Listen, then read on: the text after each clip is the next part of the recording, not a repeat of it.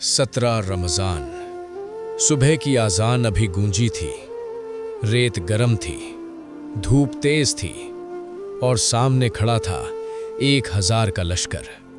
चमकती तलवारें, ऊंटों की कतारें, गुरूर से भरे चेहरे। और इधर 313।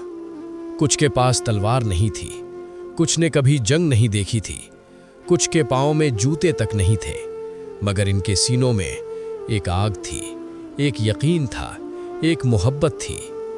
रात को नबी पाक अकेले खैमे में थे, सजदे में गिरे हुए, आंखों से आंसू, होंठों पर दुआ।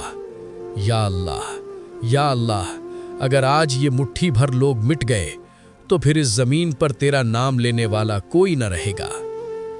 आसमान ने सुना और फिर फरिश्ते उतरे, हवा बदली, जमीन कांपी। 313 आगे बढ़े और 1000 पीछे हट गए। अबू जहल वहीं गिरा जहां नबी ने रात को उंगली रखी थी। अल्लाह ने इस दिन को नाम दिया यौमुल फुरकान, हक और बातिल के दरमियान फैसले का दिन।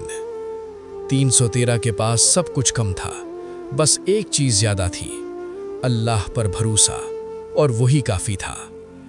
आज भी जब दुनिया कहे तुम कम हो, कमजोर हो, अकेले हो, याद करो 17 रमज़ान को, याद करो 313 को।